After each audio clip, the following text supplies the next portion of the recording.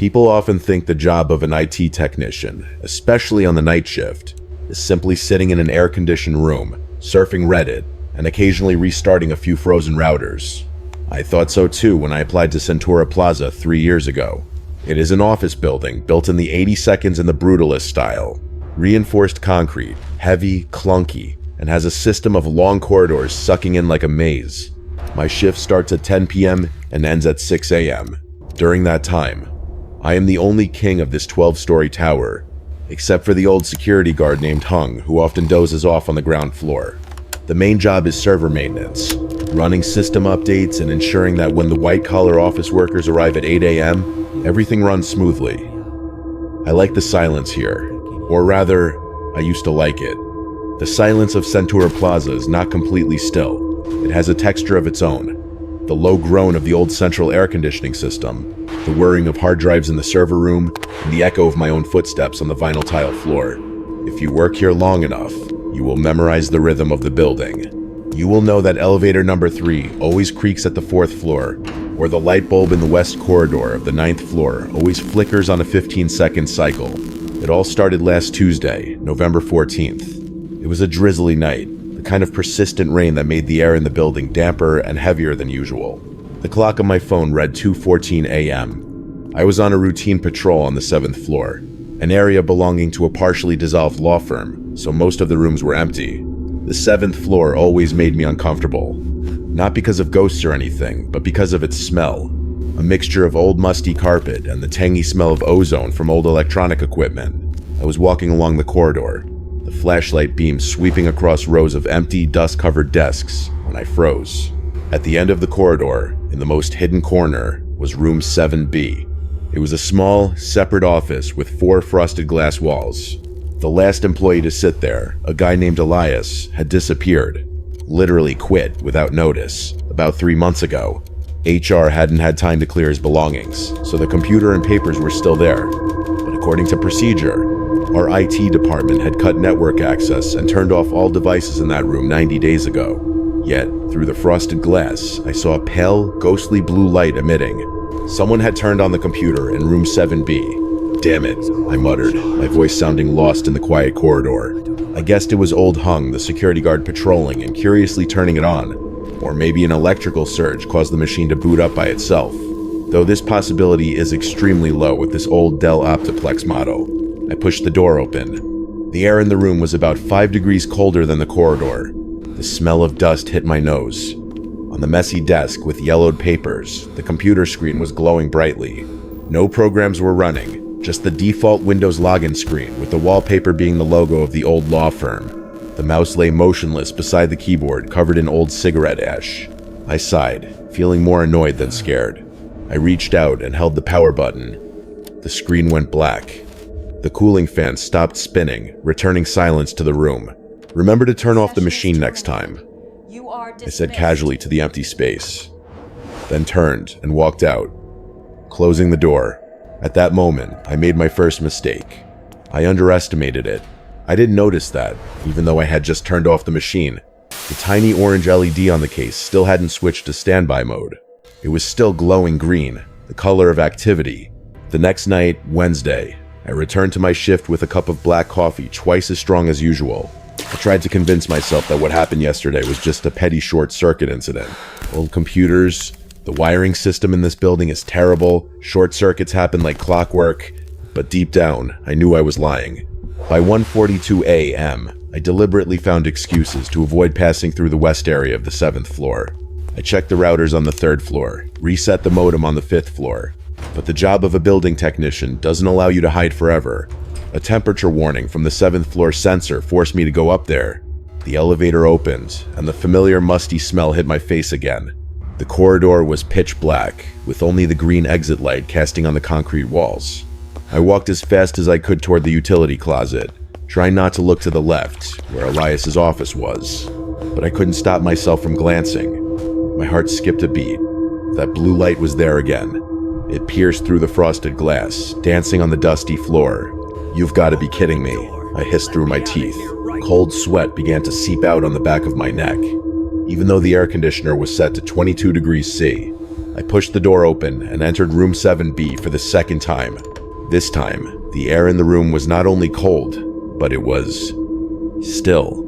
An absolute silence, as if all sound was being sucked into that damn screen. The screen was no longer displaying the login window. It was opening a stark white notepad page. There were no words. Only the cursor was blinking. Blink. Off. Blink. Off. It blinked with a strange regularity, a bit slower than the normal rhythm, like the heartbeat of a dying person. I stood there staring at that tiny black line, and I swear to God, I felt like it was waiting for me. I walked quickly to the desk, not bothering to press the power button anymore. I bent down under the desk, reaching into the mess of dust-covered wires and cobwebs. My hand touched the computer power cord. It was cold, stiff like a dead snake. Snap. I yanked the plug out of the wall socket. The screen went pitch black. The room plunged into darkness, with only faint light from the corridor filtering in. "Show's over," I said loudly, trying to use my own voice to dispel the irrational fear rising in my stomach. I coiled the power cord, placing the bulky three-pronged plug right on the desk, at least 1.5 meters away from the socket. I wanted to ensure that no stray current, or any damn wake on LAN error, could be blamed for this anymore. Unless this computer runs on a nuclear battery, it cannot turn on. I backed out to the door, eyes still glued to that black screen, waiting for something. But nothing happened. It stayed off. I closed the door, locking the latch carefully. I took electrical tape and stuck a small piece of paper over the door crack, an old trick I learned online. If someone opens the door, the tape will tear. That night, I sat in the brightly lit server room, eyes glued to the security camera screen of the 7th floor corridor. Not a soul, no movement. The door to room 7B remained silently closed. I thought I won. I thought I had solved the problem with logic and basic physics. But I forgot one thing. Logic does not apply to things that do not want to obey the laws of nature. 2 days passed. Those were the 48 longest hours of my IT career. I tried not to venture to the 7th floor. I worked on the 2nd floor, the 10th floor, even went down to the basement to check the backup generator. Anywhere, as long as it wasn't that damn corridor.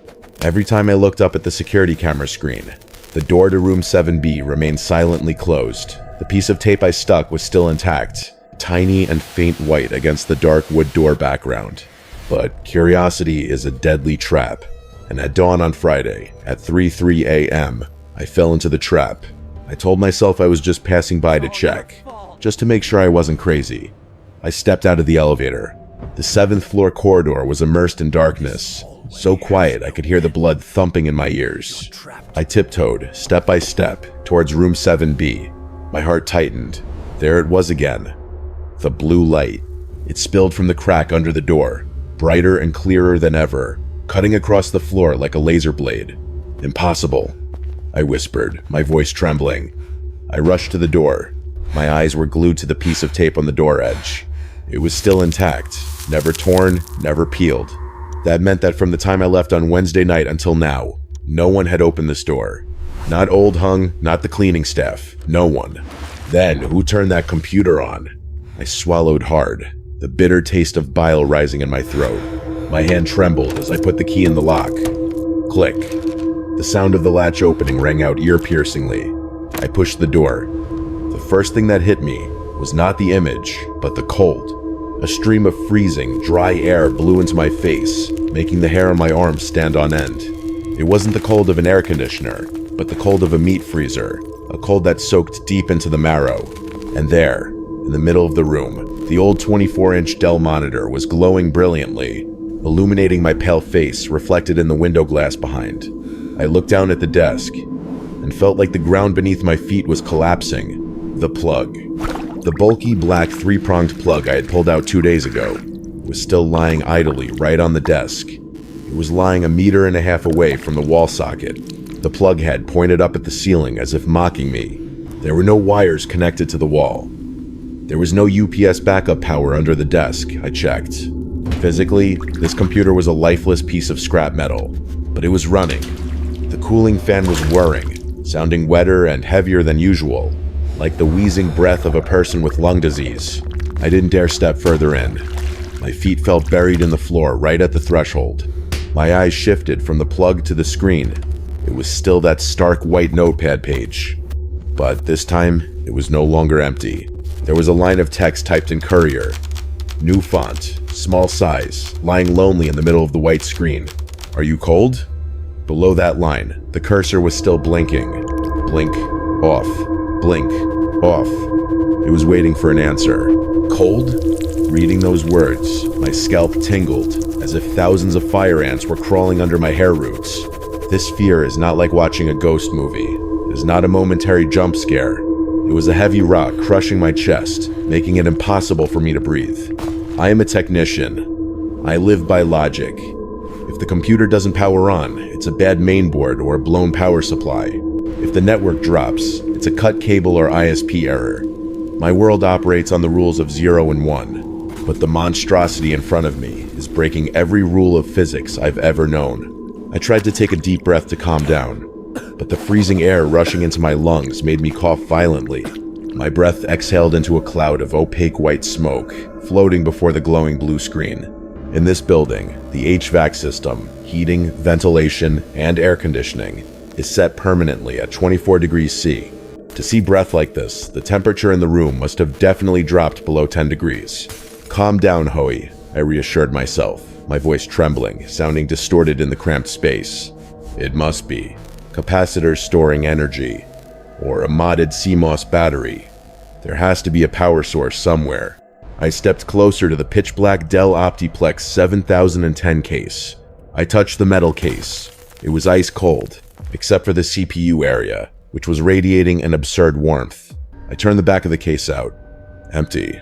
No power cord, no Ethernet cable, no strange USB peripherals plugged in. I even shined my flashlight into the heat vents to see if any backup battery pack was secretly stuffed inside. Only gray dust, bunnies, and spider webs. This computer is running on air, or on something worse.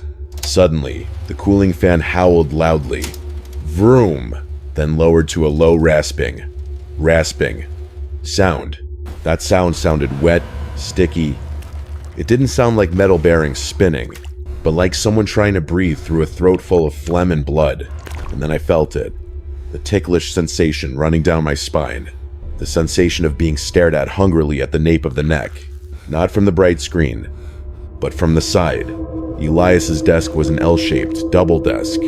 Next to the glowing computer station was another old 19-inch secondary monitor. This one had been broken for a long time and was pitch black. That dead LCD surface reflected the room like a dim black mirror. I slowly, very slowly glanced into that black mirror. In the dim reflection on the glossy black glass, I saw the blue light from the main screen. I saw the back of my pale blue uniform shirt, and I saw a pitch black lanky shadow standing tucked right in the corner of the room, right behind my back. That shadow was so tall, its head seemed to fold down against the ceiling, and it was. Stretching its long neck to look over my shoulder, reading what was on the screen. I didn't dare turn my head back.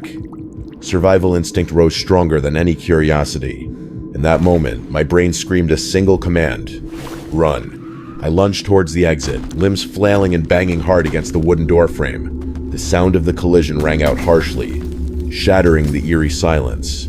Just as I turned the doorknob, I swore I heard a sound right at the back of my neck. Swish. Like the sound of old fabric rubbing together, accompanied by a freezing breath blowing straight into my ear. Its smell was no longer musty, but the tangy stench of rusting iron and sewer water. I yanked the door open, rushed into the corridor, and ran for my life toward the elevator. I slapped the elevator call button repeatedly, eyes glued to the deep darkness at the end of the hall where room 7B lay. The room door closed automatically thanks to the hydraulic hinge, hiding the horror inside. When the elevator doors closed, I dared to breathe. I slid down to the elevator floor, limbs trembling uncontrollably. Cold sweat poured out, soaking the back of my shirt. I hid in the server room on the second floor, considered my safest fortress. The noise of dozens of server rack cooling fans roaring like jet engines. But right now, it was the most soothing sound in the world. It was noisy, it was real, and it drowned out the deadly silence of the 7th floor. After 20 minutes of sitting and drinking a whole bottle of water to calm down, the technician's reason began to return. Terrified to the extreme, I still needed an explanation. I couldn't just believe I had seen a ghost. Maybe lack of sleep? Hallucinations from CO leak? Or weird light reflections? I sat at the central control console, logging into the HR administration system, using the root account that I secretly kept access to. I needed to know exactly what happened to that former employee. I typed into the search box, Elias Tran. Profile appeared. Name, Elias Tran ID, 7440. Position, legal data entry specialist status. AWOL. AWOL? I frowned. According to what I heard from office rumors, this guy quit to go home and get married. But the record clearly stated, last check-in, 1408 to 2:45 a.m. Checkout not performed. He never left the building. My hand tremblingly moved the mouse to the System Logs tab of the workstation in room 7B.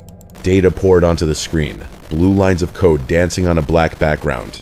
On the night of August 14th, the night Elias disappeared, his computer recorded a series of strange activities.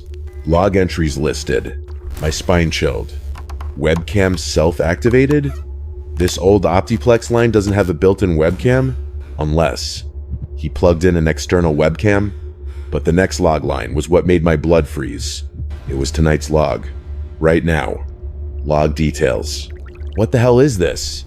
Suddenly, the monitor speaker in the server room emitted an ear-piercing screech, cutting my thoughts. It was the sound from the intercom system connecting the floors. Someone was trying to communicate from a station in the building.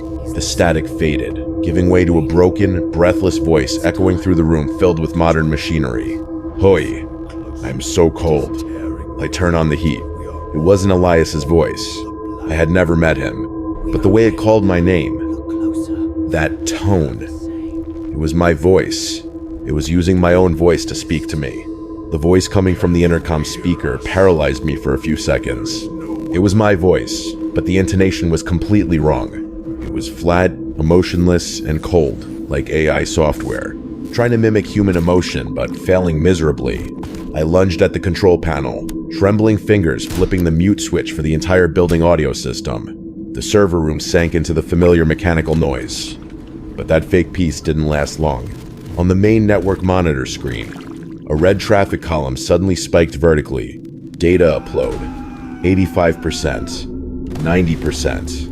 Main server B, destination, main server, root. No, you can't do that, I screamed. The damn thing in room 7B was trying to upload data, or itself, to the central server. If it got in there, it would seize control of the entire electrical system, elevators, and security system of the whole building. Worse, it could spread out to the internet. I tried to block the connection from the admin keyboard. Access denied.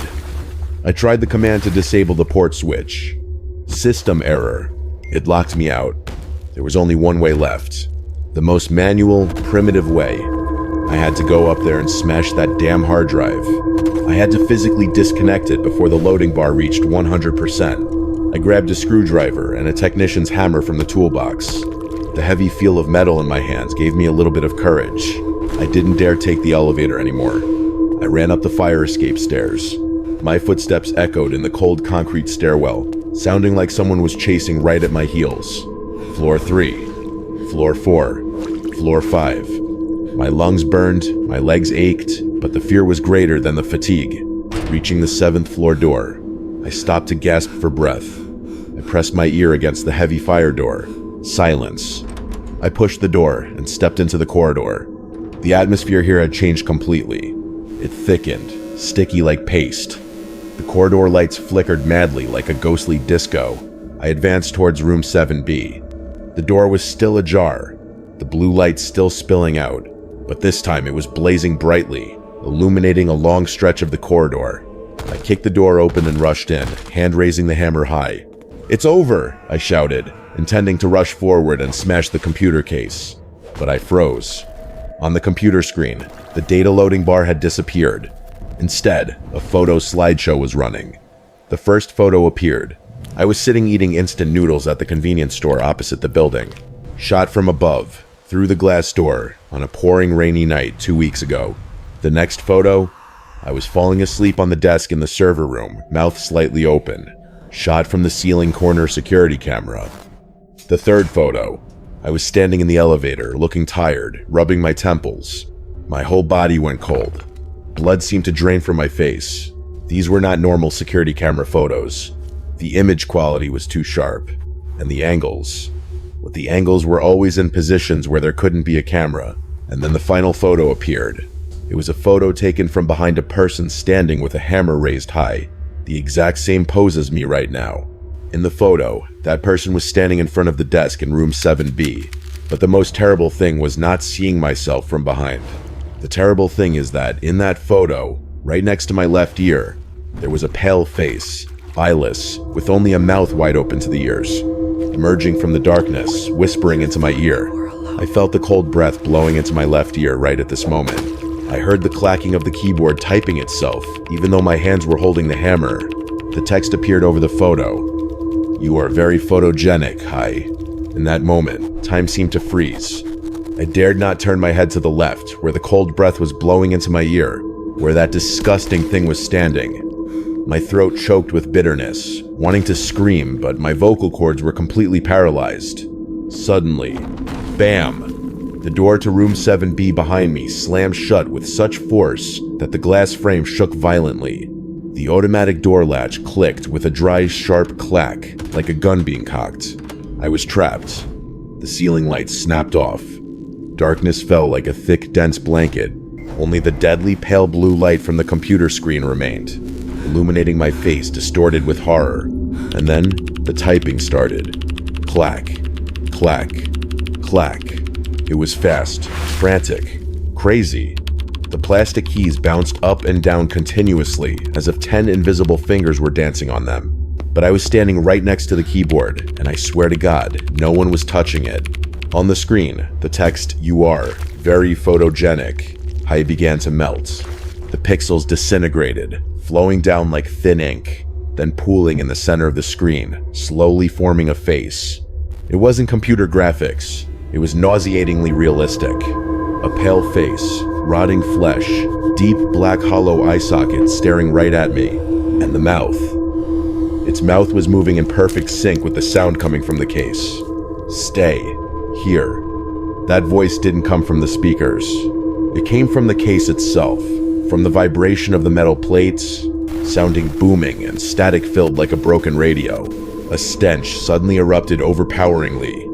The smell of rotting flesh, sewer water, the smell of death accumulated in a closed space for the past 3 months. I retched, stomach cramping. I knew if I didn't do something right now, I would die. Or worse, I would become Data like Elias. "Ah!" I screamed, a desperate cry, pouring all fear and adrenaline into my right arm. I swung the technician's hammer high and brought it down on the LCD screen with all my might. Crash! The screen panel shattered. Glass shards flew everywhere. The blue light vanished. The room plunged into total darkness. But the nightmare hadn't stopped. When I pulled the hammer out from the crack in the screen, no electrical sparks flew out. Instead, a stream of pitch black, thick, warm liquid sprayed out, splattering all over my face and shirt. It was sticky, tangy. I wiped my hand across my face. In the dim darkness, I realized it wasn't machine oil or LCD liquid. It smelled of rust, smell of blood, necrotic black blood. This computer was bleeding, and from the dented case below, the cooling fan screeched a long, ear-piercing shriek, sounding exactly like the scream of a wounded animal. It hurts. That scream. It was no longer a digital sound. It echoed in my chest, shaking my eardrums. In the thick darkness, I heard the splatter of that pitch-black liquid falling to the floor, sounding wet and heavy like a rain shower. I didn't dare stay, to see what was trying to crawl out of that smashed computer case. I spun around, throwing my whole body against the door. My hand slipped on the doorknob, slippery with sweat and blood. I twisted hard, jerking wildly, ignoring the sharp pain in my shoulder joint. Click. The latch popped open. Maybe the earlier impact had damaged the magnetic lock control circuit. Or maybe the thing inside was damaged enough to lose control. I tumbled out into the corridor, knees slamming onto the hard tile floor. Ignoring the pain, I scrambled up and ran. I ran like I had never run before. I ignored the elevator. I would never dare step into that sealed metal box again. I dashed down the stairs, skipping 3 steps at a time. My footsteps echoed chaotically, mingled with lung-tearing gasps. Down to the ground floor lobby, I saw Uncle Hung, the security guard, dozing on his chair, the tiny TV in front of him, still playing a late-night music program. "Uncle Hung! Uncle Hung!" I screamed, my voice cracking. He startled awake, eyes half open, staring at me, and his gaze shifted from sleepy to sheer terror. "Good heavens, you! What happened to you, Hai?" I looked down at myself. Under the bright fluorescent lights of the main lobby, I finally saw clearly. My blue shirt was plastered with black patches. My hands, my face, were covered in sticky liquid, and when I reached up to wipe my cheek, I saw it wasn't pure black. It was dark, red, clotted. Blood. Real blood. And mixed in the blood streaks on my sleeve were a few small gray-white fragments, looking like bone fragments. I vomited violently right in the lobby. Part 9. The next morning, I submitted my resignation letter. I sat in the building manager's office, a bald, fat man who always seemed annoyed with everything. Bright morning sunlight streamed through the floor-to-ceiling windows, making my story from last night sound even more absurd and crazy. "You say, the computer bled?" The director raised an eyebrow, twirling an expensive pen, his tone full of sarcasm. "And you smashed company property because that computer talked to you?" "I know it sounds absurd," I said, my voice still trembling even though I had bathed 3 times. "But you have to go up there and see. That liquid, that stench." "We've already been up there," he interrupted, pushing a report towards me. "Security reported it at 7 a.m. The cleaning crew has cleaned it up. Do you know what that black liquid was? It was hydraulic oil from a broken swivel chair someone threw on the desk, plus toner from a broken cartridge. You were hallucinating due to overwork and inhaling leaking gas from the old cooling system. We measured the gas concentration there. It was slightly higher than normal." He looked at me as if I were a junkie having a high. "I won't press criminal charges because you've worked here for 3 years," he continued, coldly. "But you must compensate for that Dell monitor in case. Deducted from the last month's salary. Sign here and leave." I stared at him. Hydraulic oil? Printer ink? How could ink be warm? How could hydraulic oil whisper in my ear? And how to explain the photos in the computer? But I didn't argue. I didn't want to prove myself right. I just wanted to escape this cursed building forever. I signed, hands still trembling. I walked out of Centura Plaza at 10 a.m. The streets were crowded, car horns honking, the sun shining brightly. Never have I loved the noise of the city so much. I thought I was safe. I thought the nightmare had ended behind the doors of that building. I was wrong. 6 months have passed since that night of terror. I moved to another city, more than 300 kilometers away from Centura Plaza. I found a new job at a tech startup, a place with an open space office, flooded with natural light, and most importantly, never requires employees to stay after 6 p.m. My life gradually returned to normal. The nightmares of clacking keyboards and the smell of rotting flesh became less frequent. I even started to believe that fat director's words. Maybe it was just a combination of toxic gas, stress, and the rich imagination of a horror movie addict. I threw away all my old habits. I don't use a desktop PC anymore, just a wafer-thin new MacBook. I taped black tape over the webcam, a habit my colleagues often teased as paranoia.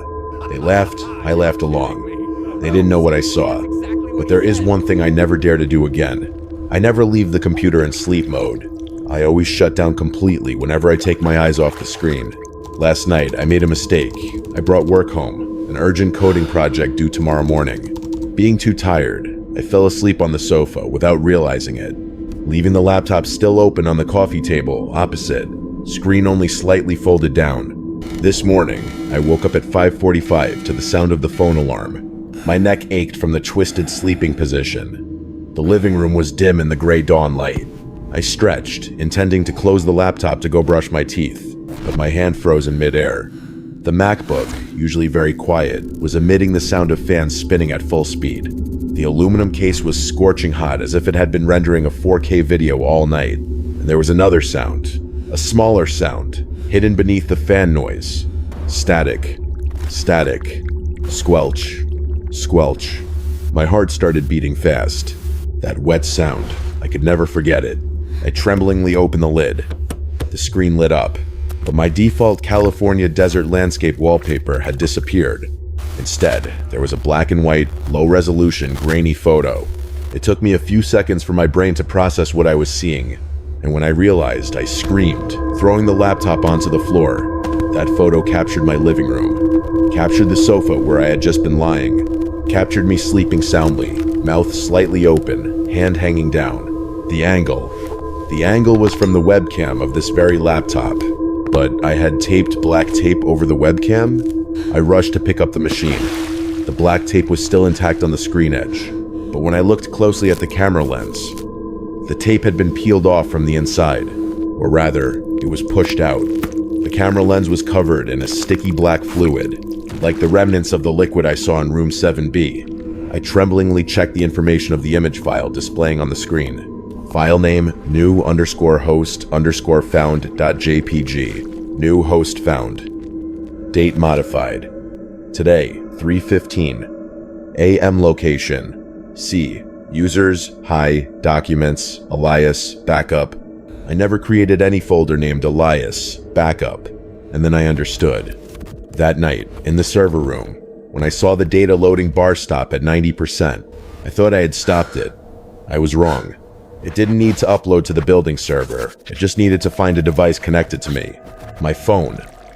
Or my cloud account that I had logged into on the computer at the old company. It followed me. Not through physical means, but through lines of code, through data, hiding in junk files waiting for the day to be activated. From the fancy speaker of the expensive MacBook, a voice rang out. This time, it was no longer crackling. It was clear, distinct, and exactly like my voice. Good morning, Hoy. It's cold today, isn't it? I stared at the screen. The mouse cursor began to move by itself, slowly opening the email application, drafting a new mail and attaching the photo of me sleeping. Recipient list. Entire contacts. I grabbed the machine, intending to smash it like I did in room 7B, but a sharp pain ran down my right arm, the arm that held the hammer that night. I looked down at my hand. The blood vessels under the skin were turning black, bulging like earthworms crawling. My flesh began to ooze a sticky, foul-smelling liquid. I couldn't smash it, because now, I was a part of it. If you are reading this line on a computer screen or phone, and suddenly find your device heating up unusually, or hear the cooling fan buzzing like breathing, please turn it off, unplug it, don't look at the webcam, and most importantly, never answer if it asks you if you are cold.